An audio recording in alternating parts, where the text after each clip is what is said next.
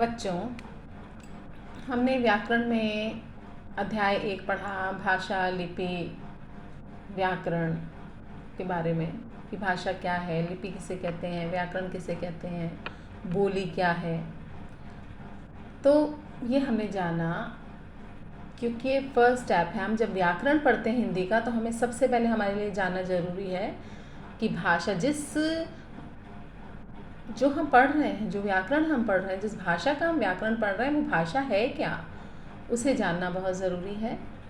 फिर उस भाषा की लिपि क्या है, और जब हम व्याकरण पढ़ रहे हैं तो हमें व्याकरण के बारे में भी जानना है कि व्याकरण में हम पढ़ते क्या है, व्याकरण है क्या। ठीक है, तो ये सब के बारे में हमने जाना अध्याय 1 में। अब जब हम हिंदी पढ़ते हैं तो हिंदी का जो पहला सोपान है वर्ण, वो क्या है वर्ण। ठीक है ना, जब हम लिखना शुरू करते हैं तो वर्ण क्या है, तो वर्ण अक्षर हैं। ठीक है, तो जो हम बोलते हैं, मुंह से जो हम ध्वनि उच्चरित करते हैं, मनुष्य ने मुख से उच्चरित ध्वनि को भाषा का रूप दिया। ठीक है, ध्वनियों का लिखित रूप वर्ण कहलाता है। जब हम लिखते हैं तो हम क्या करते हैं, उसे हम क्या कहते हैं, वर्ण कहते हैं। ठीक है, अब लिपि वर्णों को लिखने का ढंग होता है, ये हम पिछले अध्याय में पढ़ चुके हैं। और प्रत्येक ध्वनि के लिए हमने एक अलग चिन्ह जो है वो निर्धारित किया है।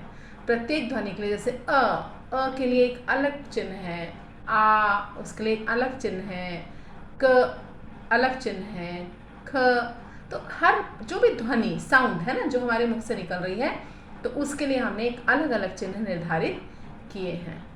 तो वर्ण जो है वो भाषा की सबसे छोटी इकाई है, जिसको हम दूसरे शब्दों में अक्षर भी कहते हैं। तो वो सबसे छोटी इकाई है, यूनिट, सबसे छोटी यूनिट है जिसके हम और खंड नहीं कर सकते। अ से छोटा खंड और क्या होगा, है ना, उसके हम टुकड़े, खंड मीन्स टुकड़े नहीं कर सकते। तो सबसे पहला प्रश्न हमारा उठता है कि वर्ण क्या है। तो वर्ण क्या है कि भाषा की सबसे छोटी इकाई जिसके टुकड़े नहीं किए जा सकते वो वर्ण है। तो सबसे पहला प्रश्न हमारा वर्ण विचार में ये बनता है कि वर्ण किसे कहते हैं। अब हिंदी वर्णमाला में कितने वर्ण हैं, तो हिंदी वर्णमाला में हमारे 48 वर्ण हैं, मतलब स्वर और व्यंजन दोनों को मिला करके। ठीक है ना, 48 हैं। और हम वर्णमाला किसे कहते हैं, तो वर्णों के व्यवस्थित समूह को, जैसे आ ई क ख ग घ, ये जो व्यवस्थित जो समूह है इसको हम वर्णमाला कहते हैं। जैसे माला में हम मोती पिरोते हैं तो मोतियों की माला हो जाती है, उसी प्रकार से हम जब व्यवस्थित रूप से जहाँ वर्णों को लिखते हैं तो वो वर्णमाला हो जाती है। ठीक है, 48 वर्णों के अतिरिक्त ज और फ, है ना, इनका भी हिंदी भाषा में प्रयोग किया गया है। तो उसके अतिरिक्त ज और फ आदि जो वर्ण हैं वो भी हिंदी भाषा में प्रयुक्त किए जाते हैं। अब वर्ण के कितने भेद हैं, तो वर्ण को, हिंदी में वर्णों को 2 भागों में हमने बांटा है। एक को कहते हैं स्वर और दूसरे हैं व्यंजन। तो स्वर क्या है, अब प्रश्न ये उठता है, तो जिन वर्णों का उच्चारण किसी अन्य वर्ण की सहायता से किया जाता है ना, जिन वर्णों का उच्चारण किसी अन्य वर्ण की सहायता से किया जाता है वे स्वर कहलाते हैं। जिन वर्णों का उच्चारण किसी अन्य वर्ण की सहायता से किया जाता है, यहाँ तो ये परिभाषा मुझे गलत लग रही है। ठीक है ना, आपके बुक में ये परिभाषा मुझे गलत लग रही है कि जिन वर्णों का उच्चारण किसी अन्य वर्ण की सहायता से किया जाता है। बिल्कुल नहीं, जिन वर्णों का उच्चारण स्वतंत्र होता है और उनके लिए किसी अन्य वर्णों की सहायता की ज़रूरत नहीं पड़ती, वे स्वर कहलाते हैं। तो आपकी बुक में हमको ये थोड़ा सा संशोधन करना पड़ेगा कि वर्ण क्या है। तो जिन वर्णों का उच्चारण किसी अन्य वर्ण की सहायता से नहीं किया जाता है से पहले आपको नहीं किया जाता है, ये स्वर कहलाते हैं, क्योंकि स्वरों का उच्चारण स्वतंत्र होता है। स्वरों के उच्चारण में हमें किसी और वर्णों की ज़रूरत नहीं पड़ती, आवश्यकता नहीं होती। अब जैसे आ ई उ, अब स्वर है 11, आ ई उ री ए ओ। ठीक है, तो यहाँ पर आप थोड़ी सी अपना जो स्वर की परिभाषा है इसको थोड़ा सा बदल लें, थोड़ा सा चेंज कर लें कि जिन वर्णों का उच्चारण किसी अन्य वर्ण की सहायता के बिना, है ना, अन्य वर्णों की सहायता के बिना किया जाता है, या है ना, तो ये थोड़ा सा आपको यहाँ पर सुधारना पड़ेगा, क्योंकि स्वर का जो उच्चारण होता है वो स्वतंत्र होता है। स्वरों के उच्चारण के लिए हमें अन्य वर्णों की ज़रूरत नहीं पड़ती, जबकि व्यंजन के लिए हमें अन्य वर्णों की ज़रूरत पड़ती है। ठीक है ना, व्यंजन जो है उनका उच्चारण स्वतंत्र नहीं होता, उनके लिए हमको स्वरों की ज़रूरत पड़ती है। तो यहाँ थोड़ी सी आप इसको बदलें, परिभाषा को चेंज करें। आप थोड़ा सा ही गड़बड़ हो रहा है, इसको फैन ऑफ करते हैं, है ना। अब ये आगे दे रहा है, जैसे इनके उच्चारण में स्वर का जब हम उच्चारण करते हैं तो हवा जो है वो मुख से बिना किसी रुकावट के, जैसे आ, आप बोल के देखिए मेरे साथ, आ ई ओ, है ना। तो इनके उच्चारण में हवा मुख से बिना किसी रुकावट के बाहर निकलती है। यह 11 होते हैं। तो आप जो दूसरी परिभाषा है ना, ये थोड़ा सा सही है, पहली परिभाषा थोड़ा गलत है, क्योंकि स्वरों का उच्चारण स्वतंत्र होता है। स्वरों के उच्चारण में हमें किसी अन्य वर्णों की सहायता की जरूरत नहीं पड़ती। स्वर 11 है। अब स्वर के भेद 3 स्वर है, ह्रस्व स्वर, दीर्घ स्वर और प्लुत स्वर। तो ह्रस्व स्वर क्या है? जिन स्वरों के उच्चारण में सबसे कम समय लगता है, बहुत कम समय लगता है, वे ह्रस्व स्वर कहलाते हैं। इन्हें मूल स्वर भी कहते हैं। जैसे अ ई उ री, इनको क्या कहते हैं? ह्रस्व स्वर तो है, लेकिन हम इन्हें मूल स्वर भी कहते हैं। ठीक है। अब उसके बाद, क्योंकि इनके मेल से अन्य स्वर बनते हैं, मूल स्वर होते हैं। अब दीर्घ स्वर, जिन स्वरों का नाम से प्रतीत होता है ह्रस्व स्वर, यानी कि जिसके उच्चारण में सबसे कम समय लग रहा है। ठीक है ना, लघु स्वर। अब दीर्घ स्वर, जिन स्वरों का उच्चारण करने में हमको ह्रस्व स्वर से दुगुना समय लगता है, जैसे आ ई उ ए ओ औ, तो वो दीर्घ स्वर होते हैं। तो जिन स्वरों का उच्चारण करने में ह्रस्व स्वरों से दुगना समय लगता है, उन्हें हम दीर्घ स्वर कहते हैं। ह्रस्व स्वर कितने हैं?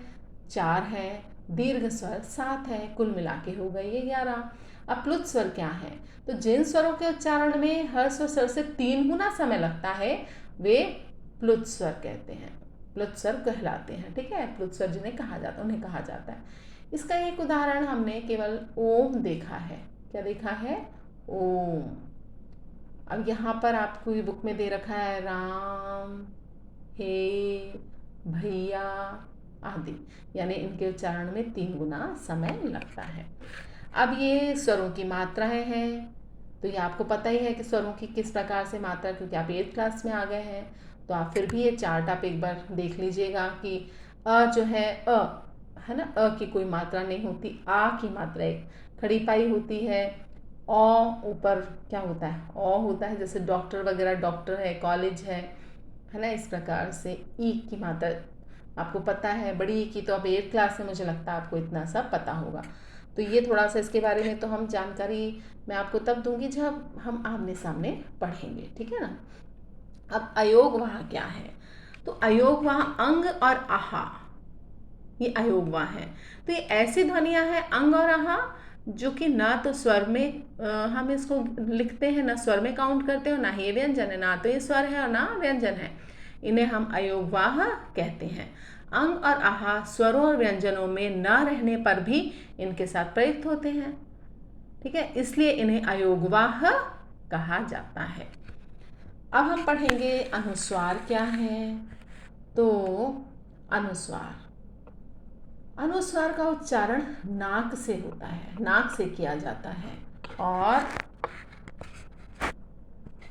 नाक से किया जाता है। इसका चिन्ह शिरोरेखा के ऊपर बिंदु के रूप में लगाया जाता है ना। जैसे गंगा, अंत, संतरा, कंगन, चंदन। तो इसमें आप बोलेंगे तो आपको क्या लगता है उसका उच्चारण किससे होता है? नाक से। गंगा, अंत, संतरा। तो आप जब बोल के देखें तो इसके उच्चारण में नाक का प्रयोग होता है। ठीक है, नाक से उच्चारण किया जाता है। अनुनासिक में क्या होता है? नाक और मुंह दोनों से इसका उच्चारण होता है। ठीक है, ये चंद्र बिंदु आप जानते हैं ना, इसको आप लोग चांद बिंदु भी कहते हैं। यह एक स्वतंत्र ध्वनि नहीं है, और इनका प्रयोग जो होता है वो किसके साथ किया जाता है? स्वरों के साथ किया जाता है। जबकि जो अनुस्वार एक स्वतंत्र ध्वनि है। ठीक है, लेकिन अनुनासिक एक स्वतंत्र ध्वनि नहीं है और इनका प्रयोग जो है वो स्वरों के साथ होता है। विसर्ग क्या है? इनका उच्चारण ह की तरह किया जाता है। इसे व्यंजनों के आगे, विसर्ग को व्यंजनों के आगे लगाया जाता है और संस्कृत के शब्दों में ये आता है ना, विसर्ग लगाया जाता है। जैसे नमः, प्रातः, स्वतः। तो क्या आपको सुनाई देता है? हा सुनाई दे रहा है ना। नमः, प्रातः, स्वतः। तो ये है विसर्ग। अब हलंत क्या है? तो इसका चिन्ह आप देख ही रहे हैं, है ना, कि नीचे आप थोड़ा सा ऐसे टेढ़ा सा वो लगाते हैं ना, तो इसका प्रयोग व्यंजन के नीचे किया जाता है। ठीक है, इसे हल कहते हैं। वैसे क्या कहते हैं? इसे हल कहते हैं।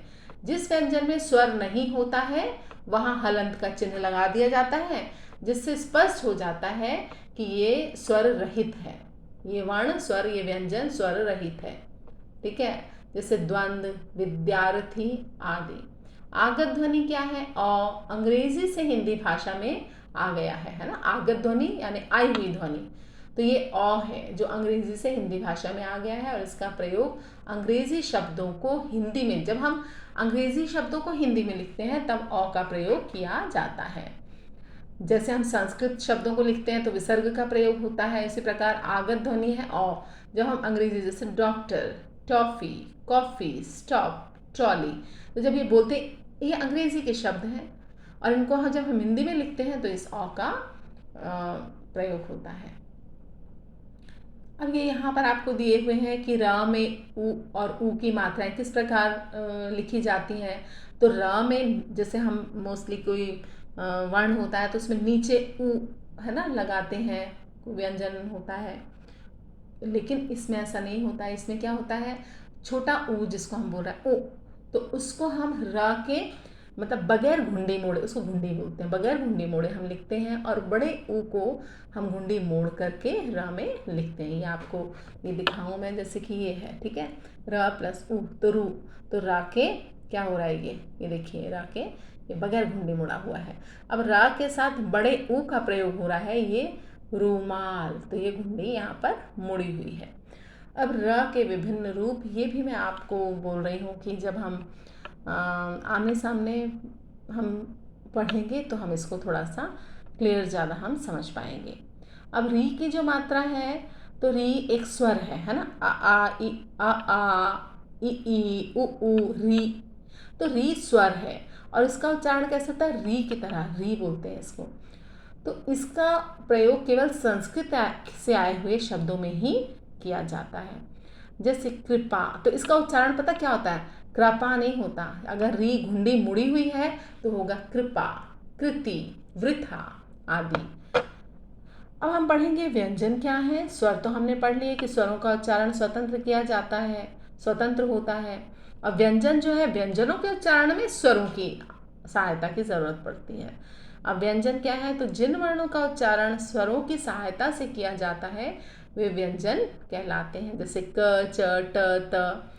और जिन वर्णों का उच्चारण स्वरों की सहायता से किया जाता है वे व्यंजन कहलाते हैं। इनके उच्चारण से हवा, अब जैसे स्वरों का उच्चारण होता था तो उसमें हवा जो है मुख से बगैर किसी रुकावट के बाहर आती है, लेकिन जब हम व्यंजन का उच्चारण करते हैं तो हवा अवरुद्ध यानी थोड़ा रुक करके मुख से बाहर आती है। ऐसे आप बोलेंगे, आप बोल के देखिए मेरे पीछे, क, ख।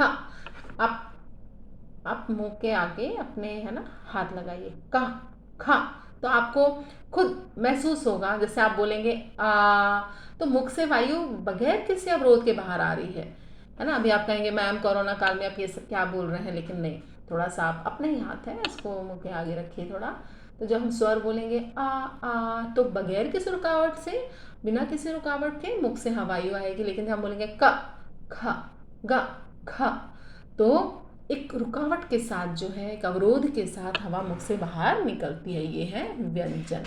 और व्यंजनों का उच्चारण स्वतंत्र नहीं होता है, उनके उच्चारण के लिए हमें स्वरों की सहायता लेनी पड़ती है।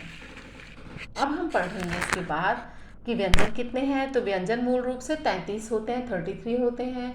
संयुक्त व्यंजन और विकसित व्यंजन को मिला करके इनकी संख्या 39 यानी 39 हो जाती है।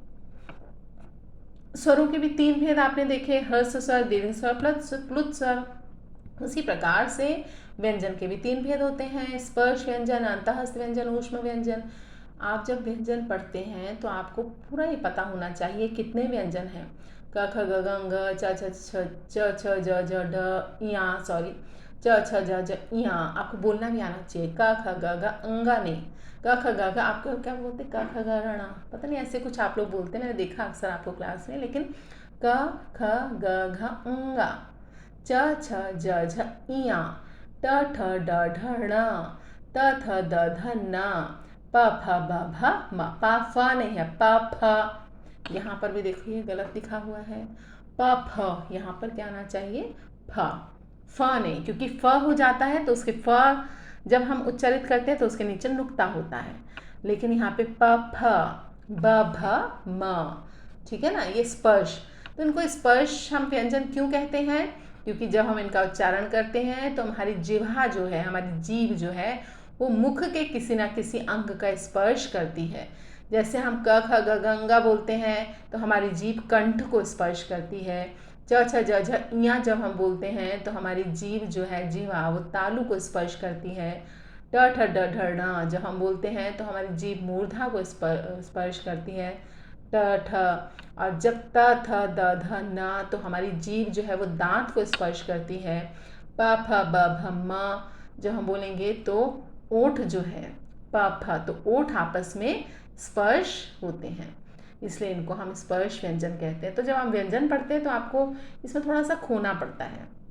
ये नहीं कि टीचर उच्चारित करके बोल रही हैं तो कई बार बच्चे हंसते हैं कि मैम क्या पढ़ा रही हैं, ये तो हमने फर्स्ट में पढ़ा है। नहीं, यह हमने LKG HKG में पढ़ा। नहीं, आप जब स्वर और व्यंजन पढ़ते हैं तो आपको इसी प्रकार से इसको पढ़ना होगा। और आप जब स्वर व्यंजन पढ़ेंगे, आपको इनके बारे में पूरी जानकारी होगी, तो आगे आपको संधि पढ़ने में कहीं कोई दिक्कत नहीं आएगी। अंतःस्थ, अंतःस्थ जो है य र ल व, आप मेरे साथ बोलिए अंतःस्थ व्यंजन य र ल व। तो आपको ऐसा लगेगा कि आपके गले के अंदर से कहीं से, अंतःस्थ, कहीं गले के अंदर से आवाज़ आ रही है। तो ज़रा आप कंठ पर, अपने गले पर हाथ रखिए और बोलिए य र ल व। तो आपको ऐसा लगेगा जैसे गले में से आवाज़ आ रही है। अब ऊष्म व्यंजन श श स ह, है ना, ये ह भी है, श श स ह। जब हम इन व्यंजनों का हम जब उच्चारण करते हैं तो हमारे मुख में एक ऊष्मा सी, गर्मी सी उत्पन्न होती है। आप बोल के देखिए, श श स ह, तो एक मुंह में ऊष्मा सी आपको उत्पन्न होती प्रतीत होगी। ठीक है, तो ये तो हमने व्यंजनों के भेद पढ़े और कितने कौन कौन से भेद होते हैं, और मैंने आपको अच्छी तरह से थोड़ा समझाने की कोशिश की। आप सुनिए, इसको समझिए। अब संयुक्त व्यंजन, संयुक्त व्यंजन क्या होते हैं, दो व्यंजनों से मिलकर के बनते हैं। जब दो या दो से अधिक स्वर रहित व्यंजन आपस में मिलकर एक नया व्यंजन बनाते हैं, ठीक है ना, तो संयुक्त व्यंजन है। तो इसमें व्यंजन ही है, दो व्यंजनों का इसमें मेल है, और ये व्यंजन स्वर रहित होते हैं और एक नया व्यंजन बनाते हैं, तो संयुक्त व्यंजन होता है। जैसे छ, त्र, श और एक ज्ञ भी है। ज्ञ जो बनता है ज और इया से मिलकर के बनता है, ठीक है ना। ये तो होते हैं संयुक्त व्यंजन। एक होते हैं द्वित्व व्यंजन। द्वित्व व्यंजन क्या कहलाते हैं, जब एक ही व्यंजन जो होता है वो उसका दो बार प्रयोग होता है। एक बार वो स्वर रहित होता है और एक बार वो स्वर सहित होता है। दो समास व्यंजन आपस में मिले तो समान व्यंजन, समास लिखा हुआ है यहाँ पे, ये गलत है, ये भी गलत है। यहाँ होना चाहिए, इस बुक में थोड़ा काफ़ी मिसप्रिंट है ना, है गलतियाँ हैं। जैसे स्वर की परिभाषा में मैंने आपको गलती बताई कि यहाँ पर स्वर की परिभाषा में थोड़ा सा गलती है, तो वो आप देख लें। अब ये यहाँ लिखा है कि जो दो समास, तो दो समास नहीं, दो समान व्यंजन आपस में मिले हों तो उन्हें द्वित्व व्यंजन कहते हैं। मतलब समान व्यंजन आपस में मिले हों तो एक जो पहला वाला व्यंजन होता है वो स्वर रहित होता है, दूसरा वाला व्यंजन जो है स्वर सहित होता है। तो आज हमने वर्ण विचार में ये जाना कि वर्ण किसे कहते हैं, वर्ण के कितने भेद होते हैं, स्वर किसे कहते हैं, स्वर के कितने भेद होते हैं, व्यंजन किसे कहते हैं, व्यंजन के कितने भेद होते हैं, अयोगवाह क्या है, अनुस्वार, अनुनासिक, और आपका हलंत, ठीक है ना, विसर्ग, इन सब के बारे में हमने जाना। संयुक्त व्यंजन के बारे में जाना हमने, द्वित्व व्यंजन के बारे में जाना। तो आपके लिए इतना काफ़ी है। कल मैं आपको अभ्यास भेजूंगी तो आपको अभ्यास करना है, तो आप अभ्यास कीजिएगा, है ना, और अपनी कॉपी में पूरा करके, और मैं आपसे कॉपी मांगूंगी। तो आप व्याकरण की कॉपी में अध्याय 1 और अध्याय 2 और मैंने आपको अपठित गद्यांश भी भेजा है, तो वो भी आप ग्रामर कॉपी में करिए, अपना काम पूरा करिए, समय से करिए, कहीं कोई दिक्कत नहीं है। चलिए।